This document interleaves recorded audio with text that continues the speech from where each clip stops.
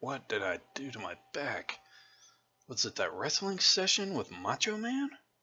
Ugh, man, that guy's getting old. Wait, didn't he pass away? Oh, YouTube, what's going on? Kenny here, also known as Silent Fan 85. What's up, my Silent Squad? Yeah, I'm never going to get used to saying that. But, hey, it's a new name for the community. I'm sticking with it, so there we go. I hope you guys enjoy it. But anyway, welcome to another gamer log. For those that are not aware, what the heck? It's got a weird thing happen on my screen. For those that are not aware, these gamer logs are something I do as a gamer. My channel used to be dedicated to video logs. Well, this is kind of like those, except from a gamer's perspective. We talk about different stuff. In this video, I kind of lost my thought there. This video, we're going to be doing a couple of things. Number one, I want to show off some stuff that my wife got me, which is really cool. She ordered it from Loot Crate. Apparently, some stuff was on special, and I'm very excited about it. And there'll be some notes down below if you want to go over some of this stuff.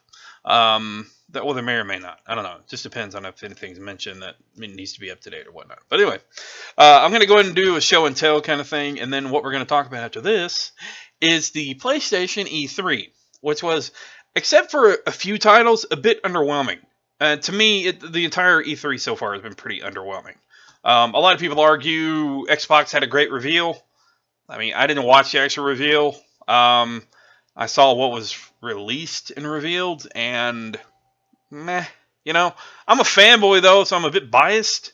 But we'll talk about the stuff during PlayStation and some other stuff that I've overheard, and then we'll go from there. So, with that said, let's move on to the first item, shall we? The first item on tonight's show and tell is Ready Player One, the miniature book edition. Now, for those that don't know Ready Player One, this is a book dedicating to gaming nostalgia, especially to my generation, and maybe one further generation back. Ready Player One is a story about a kid in a VR game that is fighting to make his life better by winning a contest that will give him billions of dollars and control over a company that has turned the internet into an interactive world. With goggles, haptic gloves, haptic suits, all kinds of stuff. It's a great read, and I have two copies of this. I have a hardbound, and I have this one that my wife got me, which is more for portable and reading, and it's such an awesome. I also have the audiobook. So there is a movie in the works by Steven Spielberg. It is currently being shot and filmed. It actually may be in post-production at this point, but it's a great book, a great read, and I definitely recommend it. Ernest Cline, who you can see pictured here. Hopefully that comes in. He had two DeLoreans at the time of this book being released, and he did a contest that you could go through, find a secret URL within the book, go to that URL and register to win his second DeLorean from Back to the Future. So it's very cool. The next item on the show and tell during this gamer log is something that's pretty cool. I actually have another one like this, except it's total opposite, and I'll explain here in a minute. But what this is at times during comic book releases throughout the years, there have been superheroes that have been very regrettable. And that's what this is. Regrettable superheroes. Look up in the sky. It's a bee. It's a witch. It's a giant eyeball. It's on the back. But it's very cool. It's a Loot Crate edition of Regrettable Superheroes. I look forward to reading through this. And it's going to be very awesome. Like Phantoma, just to name some. The Ghost Patrol. Scarlet O'Neil. Madame Fatal. What the hell? Mother Hubbard. Loosen eyes from out of head. No more children, you'll be fed. Anyway, so that's that. I look forward to reading this. It's very cool. And the next thing. I have had this thing on my Walmart wish list. Yes, I have a Walmart wish list on the website for a while. I love my wife for many reasons. She understands my obsessions, mainly due to my OCD, but my obsessions with gaming. And she got me The Art of BioShock Infinite. This book is awesome. I love art. I love the book. I love the game. BioShock Infinite. I've beat it at least 7 times. PlayStation 4, PlayStation 3, and PC. The game just spoke to me. It's very rare for me to come across a game that speaks to me, but this game spoke to me. When I play video games, I look for games that I link up with. I'm not looking for just like a one-night stand kind of thing. Not a temporary fix. I look for games that I can invest time in and I can replay over the years without worry of it becoming dull and boring. Very rarely does that happen to me. And this was one of those games. BioShock Infinite was a work of art for me. BioShock Infinite. I may be mispronouncing some stuff here. But BioShock Infinite was a work of art for me. And now I have the art book, which is very cool. There's actually one in here, if I can find it. And I really want to show off, because it really shows the characters in a big way. Let's see. It shows concept art for characters that never made it into the game. Let's see. I'm not seeing her. Anyway, it had some concept art for Elizabeth. There it is. This is what Elizabeth, for those that never played the game, you probably won't know what I'm talking about. But there is a walkthrough, by the way. Oh, that'll be in the notes down below. You can check out the walkthrough if you want to. But I've got a gameplay and commentary videos. But this is what Elizabeth would have looked like if they made her that way. But she looks totally different. She looks like this on the cover. So it's a great game, a great story, and it's been one of my all-time favorites. So that'll conclude the show and tell portion of this video. Now, moving on to E3.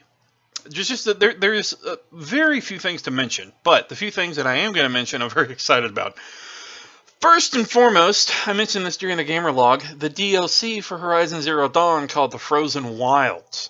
Now, during the live stream that I did for the Hangout, for the chill stream for the PlayStation E3 event, the audio got messed up from the actual PlayStation feed. Not on my end, but on their end. And you could barely hear what was going on. But from what the gameplay showed, this is going to be awesome. There's some new creatures in the game, and there's also a giant volcano that's got something to do with what's going on in this DLC. Now, I say DLC, but I think this is actually going to be an expansion, which I look forward to, because it's going to be a pretty big expansion, and it looks like they've actually put some time and some work into it. I just pray that it's as phenomenal as the base game, and I really hope it goes that way. So, next after that is Last of Us 2. I look forward to that. Unfortunately, there wasn't a whole lot of gameplay shown during the PlayStation E3 panel, which is really weird. I guess they don't really have any yet. But I look forward to Last of Us 2. I still need to beat the first one. Speaking of which, I started a playlist for that here on the channel, and I started streaming around that point, streaming a lot more, and I never finished it. So I need to look at finishing that. Who knows? Maybe I'll pick it up and stream it at some point. Maybe we'll just restart over. Tell me what you guys think down below. Last of Us, the very first Last of Us, the remastered edition. Would you guys like to see that on a stream? Let me know. Once we clear the board on other streams, we'll look at doing that one. Next up, one that I had never heard of before that I'm very excited about, and I'll tell you why. 2 words: zombie bears. Gone Days. Gone Days. Or Days Gone. Something like that. Anyway, I think it's Gone Days. Yeah. It is what looks like a mix of a zombie game with Uncharted. Like Walking Dead compared with Uncharted. An open world. Kind of like Horizon Zero Dawn. And it looks very awesome. Very gory, very mature, and very gritty, which I like. I'm very excited about that. And I probably will be getting it, and I probably will be streaming it, because it just looks fantastic. And I really like what I saw about it. So, after that, Marvel Spider-Man, coming to PS4. This was the last thing they showed during the E3 media showcase, and it looked fantastical. I loved it. Mwah. It looked fantastic. It reminded me of the Arkham gameplay, except in Spider-Man. And it's about time, and actually Jared mentioned this, it's about time that Marvel actually has a decent game. I'm not saying that because I'm a DC fanboy and I'm hating on Marvel, but the last Marvel game I played, which was, oh man, what was it? Marvel Ultimate Alliance 2. Wasn't really impressed. I hate to say that, but I really wasn't impressed by that. So anyway, this is the first Marvel game in a while that's kind of got me excited to play it. and I really like what I saw. So I'm excited about that. Next, God of War. Oh my God. That looked beautiful. It looked fantastic, and I really look forward to playing it early 2018. I'm very excited for it. I've been excited for a while, but this new footage, especially with the World Serpent, was fantastic. Oh, and from the feeling, Kratos is in another world. He's on another part of the planet. He's in another country.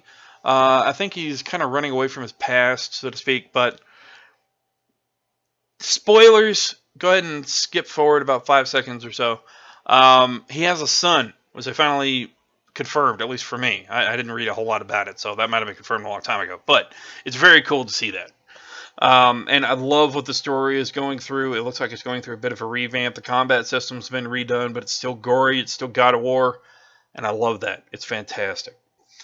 There's not really anything else that stood out to me. Not that I could think of. There was a whole lot of VR, which I'm not really interested in at this point. I have mentioned that if I ever did get VR, it would be for PC. Mainly just because I know that VR, that gear, would last longer. And I wouldn't have to worry about buying another system when another system is coming out to continue the VR experience. So there's that. I can't really think of anything else. I was kind of hoping for more gameplay footage from like Kingdom Hearts or something like that, but they'll probably show that during the last day of E3 because there's going to be a lot of Nintendo hype. So they'll probably, put it out there and just say, hey, look, Kingdom Hearts. Nintendo doesn't have everything. I'm hoping. Square Enix, you better get on this, seriously. But anyway, no, there was a gameplay trailer. There really was. They released it. It looks very cool. There's going to be more next month. So I totally forgot about that. They already released a gameplay trailer. Duh. So if you're already commenting out, dude, they already released a gameplay trailer. Well, there you go. I just remembered. So there's that. I can't think of anything else that, again, really jumped out to me. Gone Days is really what stood out to me the most, aside from the other ones that I already knew of. But yeah, I guess the top two things I'm excited for is the Horizon Zero Dawn DLC, or again, expansion. I hope it's an expansion because it's going to be very cool. And Gone Days, which will hopefully be out soon. I'm going to have to look that up. Actually, let me see. Okay, so looking at it, it's got a set date of December 29th, 2017. I don't know. They may move that up, but we'll see. But anyway, that'll do it for this Gamer Log. Thanks for watching. Be sure to like, subscribe, comment, and again, welcome to the Silent Squad. Glad to have you. As I always say, remember, you're awesome. Never let the world tell you otherwise, and be sure to respect the squad. See you later.